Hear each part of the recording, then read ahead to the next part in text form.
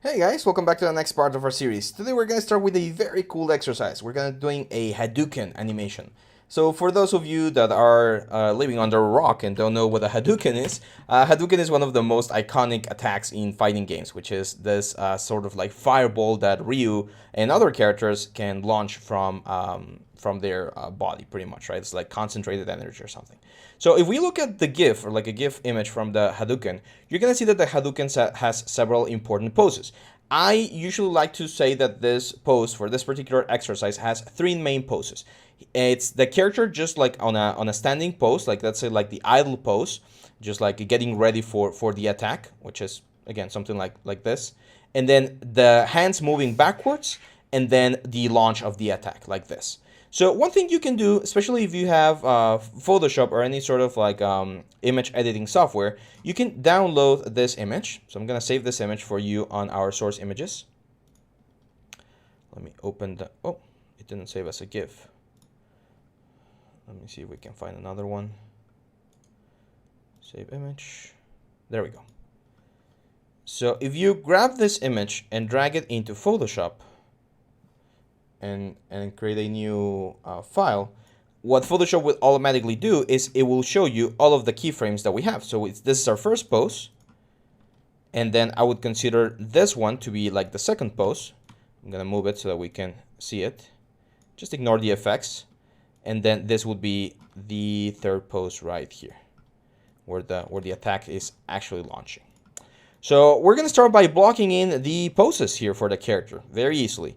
So one thing I'm gonna do is I am gonna, oh, let's turn off this guy. I'm gonna go to this first pose, and I'm gonna use this first pose as reference to pose our character. We're gonna open a new scene here. I am gonna file, reference editor, or create reference, and we're gonna reference Boney, of course, like this. And then I'm gonna start posing. So right here, we're gonna go lightning, two-sided lightning. I'm gonna go to my right view, or actually no, we're just gonna keep on perspective. And again, the style of animation that I like to use is focus on the poses first, timing second, and then polishing third. That's my way to do it. Some people like to do poses and timing at the same time. I find that to be a little bit too complicated for my own personal preference. So I like to go with one pose first. So let's start by posing this character on this like traditional pose. I'm gonna move this to the other side of the screen just to be able to see. And we're gonna lower the hips right here. He's facing the camera, so he's facing C in this case. The left foot is going to be on the back side, or sorry, the right foot is going to be on the back here.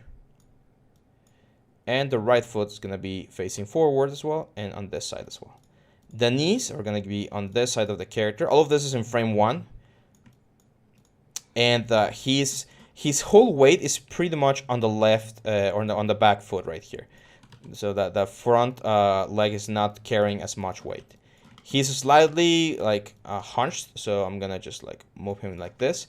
I am going to change the head orient to 0 so that he's always facing forward. That way I'm not going to have to worry about animating the head. His head is always going to be facing forward. And I am going to change the arms to inverse kinematic.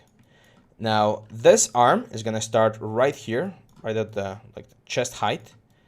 The elbow is pointing down. This arm is facing forward like this. And we're going to have a fist. So let's grab all of these elements and make a fist. There we go. Now we're going to grab the thumb. Like this, 3 curves from the thumb. And do it. There are some rigs out there, you might find them later on, that actually have a fist-like controller or a fist function ready to go. Those are very cool.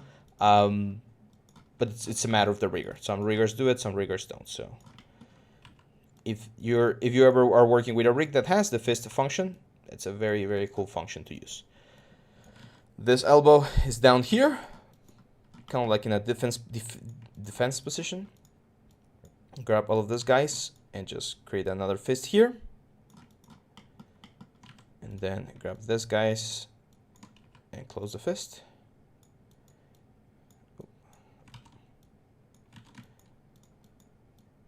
Like this. There we go. I usually don't like keeping anything like completely like straight. So I'm gonna bend the fist slightly here, just to give a little bit more life to it. There we go. Now balance, again, pit of the neck, all the way down. He's a little bit forward, so let's just move him back. Because I do want to keep him like hunched like this, so something like that. That works perfect. So there we go. That's our first pose. Our character is now ready on the first pose, and then we're just gonna move on to the second pose. So if we take a look at this guy right here, the second pose, as we mentioned, is when his hands are back. So as you can see, not only are his hands back, he's gonna move the whole weight of his body all the way down. He's actually gonna twist quite a bit with the rest of the elements. So I'm gonna, first of all, grab all of the controllers here and press S to make sure that we save that frame right here on frame 1. And then on frame 2, what I'm going to do is I'm going to really exaggerate the pose. Remember, exaggeration is one of the biggest things that we can do. And we can start turning him around here. I'm actually going to grab the curves here on the back. And I'm also going to like really push the turn here. Even though this is a little bit like out of like ordinary because he's like really moving here, it's going to make the animation look way nicer. Now this hand right here, again, if we take a look at the image, is holding like a sphere. So he's gonna be holding a sphere right about around here at the stomach level. The elbow is gonna be here. Usually the hand goes a little bit further out. This is one of the things about there's a principle of animation called staging, and it's very important. If I were to keep the hand here, the sphere would be like having an issue with the silhouette of the character. I'm pressing number 7 here to see the silhouette of the character, and I'm gonna add one sphere here to symbolize where the Hadouken is gonna start. And if I do this, turn off the curves here, this is a very bad silhouette. Like the silhouette doesn't look cool, it's not readable. I'm not really able to see what's going on here. However, if I were to move this hand a little bit further out, even though now the elbow is not visible, the Hadouken that's going to be right around here is going to be quite visible. So silhouette, staging in this case is very important. I'm just pressing number 7 on my keyboard to turn off all the lights. And since there's no lights, it's kind of like having a standard shader or like a flat shader here. I'm going to move the clavicle up here because the elbow here is really like up. Again, staging. We want this thing to look really cool. Like the whole like preparation of the Hadouken, it's one of the most important parts of the character, so we really want him to look nice. I am gonna do something like this, again, to really emphasize the fact that he's like really preparing for this. Look at that. Press number 5 again to go back here, and of course the hands are gonna open. So I'm gonna grab this, and this. Just open the hands to create this sort of like energy ball here. See how posing is super important? There we go. Let's add a little bit more like a break on the hands so it's not completely symmetrical. We go back here. And here. And here.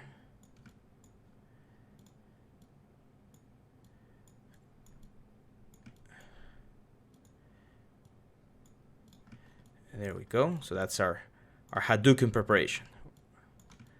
I mean, the sphere is not really important, but it's it looks cool, right? So again, exaggeration, pit of the neck, falling in between the feet. There's a good balance pretty much all around the character. All the weight on the character is being held by this leg right here, by the outer leg, which is perfect. In this case, it's the right leg. I'm just gonna go back here. I'm gonna select all of my elements and hit S. And we have first pose, which is like our idle.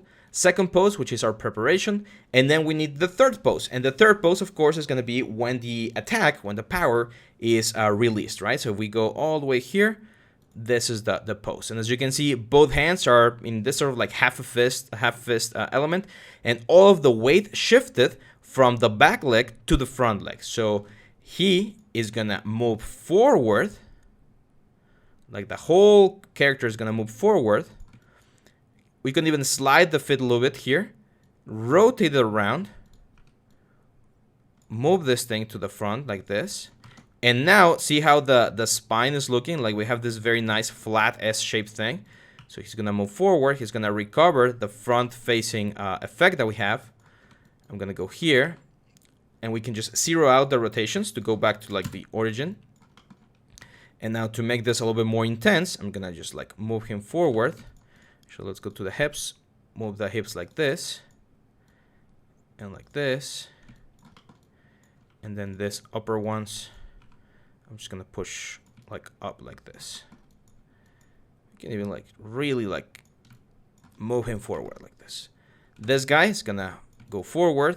We could have a little bit of a pivot down back there on the leg. Very important that this is completely balanced. So we might need to move the knee like this. There we go. Look at that. Again, you can turn off like the arms for now, just to make sure that this pose looks good. And that's also gonna work very nicely. And now the hands, the right hand, as you can see here on the reference, the right hand is now on the bottom part of the character. It's gonna go to the bottom. I'm also gonna push the clavicles forward to give my arms a little bit more range. Clavicles are one of those controllers that people really forget about. And then this is gonna be the hand, very centered. So right about here. Remember that we talked about not moving the controller so far away, so something like this. The elbow, of course, as you can see, is facing us.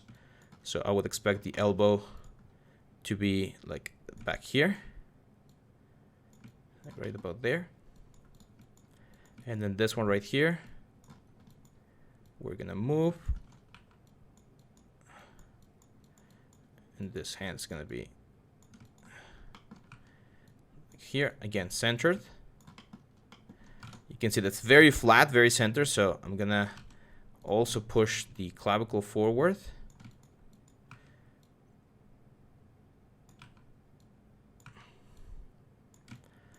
Elbow, very important as well. Oh. Elbow is gonna be on this side.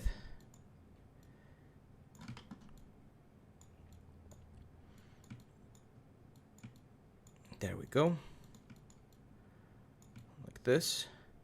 And then the right hand, do a little bit of fixing here. The chest has a little bit of rotation on the top, like this.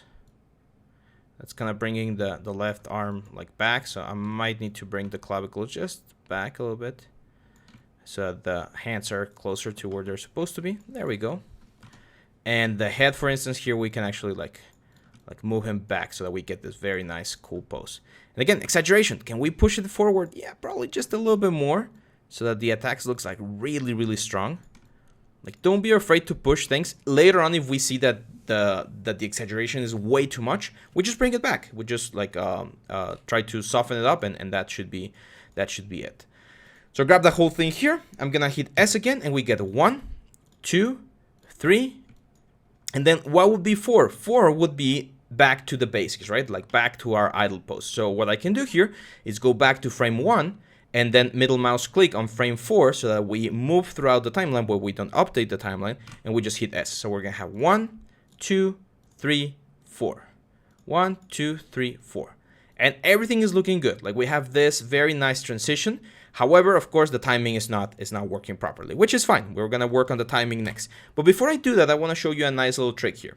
So the change from pose 2 to pose 3 is quite extreme, right? Like, we go from here to here.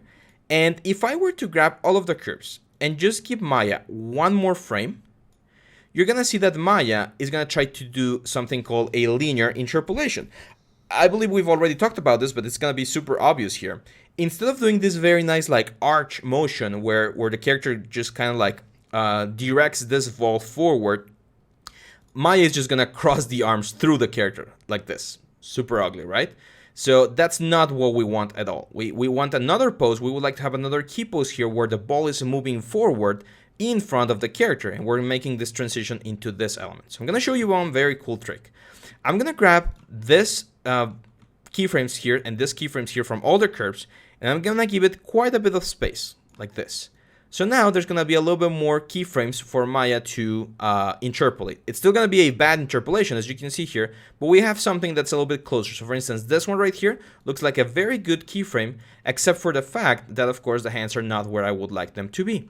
So I would expect this hand to still be around here, and I would expect this hand to be around here. Like they're just like moving the ball forward. Where actually I would expect them to start doing a sort of a change, because this hand is gonna end up on the top side, and this hand is gonna end up on the bottom side.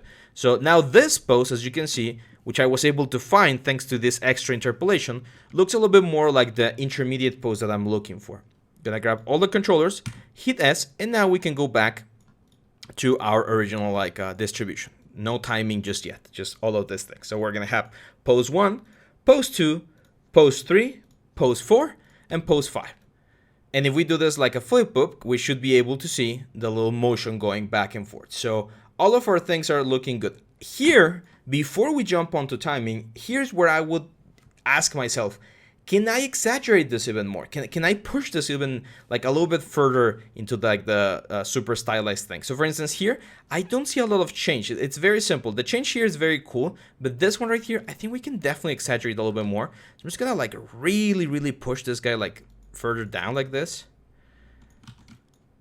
And as long as the Hadouken pose looks good here, I know that we're getting away from the original rig, or the original reference, but since this is a stylized rig right here, the bony rig, we can really push it. So now we have, oh, that's a little bit too much. So here's where I would start like coming back into a little bit more of a realistic approach.